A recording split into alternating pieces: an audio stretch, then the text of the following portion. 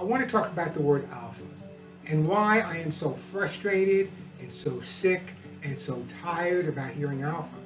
You know, years ago, we in the pet industry, professional trainers, behaviorists, veterinarians, when we talked about alpha, we related it to the way wolves react to each other or other animals in the wild react to each other. And for some reason, nowadays, we decided that we have to use that term with our dogs as well. And here's my problem with it. What does the word alpha really mean? The alpha really means the one who's most dominant in a group of animals.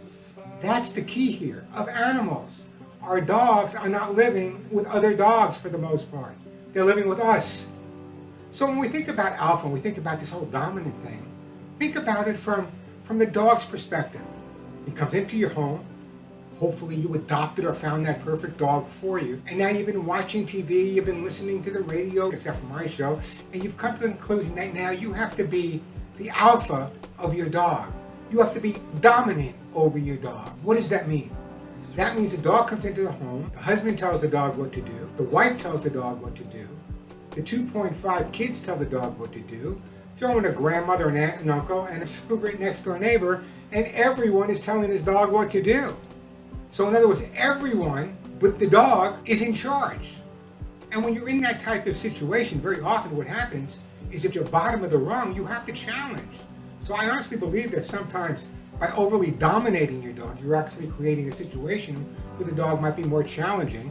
So it's real important for people to understand the term alpha. And I don't like the term alpha because people think it means that you have to dominate.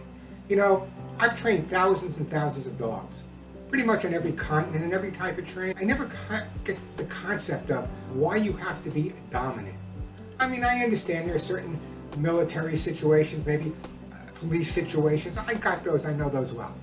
But the average person living in America or Canada, there's no need to be dominant. If you take the time to socialize, you take the time to educate, you're going to have the dog you want. I understand it from a behavioral standpoint in terms of animal behavior, but as I said earlier, our dogs are not living with animals. I mean, we're not peeing to claim territory, at least I hope not. So again, why can't we negotiate with our pets? I believe that the average pet guardian just wants a happy dog that listens to them 85% of the time. There's no such thing as 100. You want 100% of the time, what you need to do is get something with batteries. I think the majority of people that live with their dogs want their dog to come when they call them. They want their dog to sit, to stay, to lie down, not to jump on people, not to chew their house apart. But once you start consistently going after the dog and correcting the dog for this and correcting the dog for that, it becomes such a submissive situation that the dog may challenge. And take this into consideration. A vast majority of dogs wind up at shelters because of behavioral issues. So where do those behavioral issues come from? I joke sometimes on the show that the husband tells the dog to jump up, the wife tells the dog to get down, and the dog gives me a call on the front and says, "Hey Warren, isn't that the definition of neurosis?" Of course it is. So listen, continuity is critical.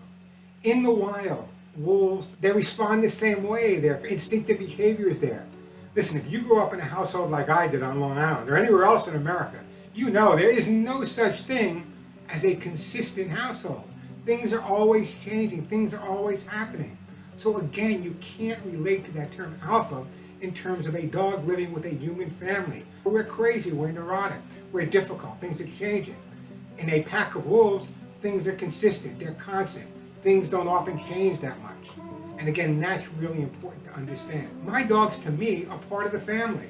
And as long as they respond to the needs that are important to me, and they're happy about doing it, why would I want to change that? It's like people want to teach their dog to heel. Now, I am all for that.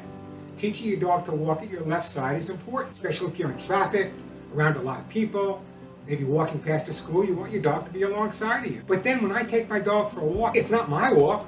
I might have gone jogging in the morning. It's his walk, her walk. Let them enjoy their walk. Let them do what they have to do. So if it's a safe situation, let them go to the end of their 6-foot leash. Let them sniff. Let them pee on a tree. Let them sniff another dog's butt. That's what being a dog's all about. Too much control creates too much challenge. I mean, your dog's not in the army. Your dog is not in the police force right now. So communicating with your dog is critical. How many times you go to a dog park and you see people walking their dogs and it's like the Gestapo. Sit, stay, come, here. I don't get it. I just don't get it. There's no need for that. If you communicate with your dog and have answer to my dog's heel, sit, stay. Hey guys, come. Have conversation with them. That's another important aspect of it. Talk, have conversations with your pets. You don't have to be the boss all the time. I don't believe in that. The most important thing about living with a dog is being able to enjoy the dog. And that means the quirks, the craziness, the inconsistencies that may crop up once in a while. So I just recently moved to Arizona, and most of the people in this area have a lot of dogs. And you see every different breed. I think breeds I haven't seen for years. Bearded collies, Norwegian Elkhounds, Scottish Terriers, Fox Terriers. The interesting part is they take their dogs for a walk. Some of them take their dogs to the dog park. The dogs are happy, the dogs are go-lucky, and they're not pulling them. Well, some of them are pulling them. No one's telling their dog constantly, heel, sit, stay, down, come, do this, do that. The lifespan of an average dog may be 13 years, bigger dog maybe less. We have them for such a short period of time. Shouldn't we make their life as interesting, as happy, and enjoyable as much as we can? Of course we can. That's what living's all about. So, I'm not against training. I'm not against behavior. I did Schutzhund training.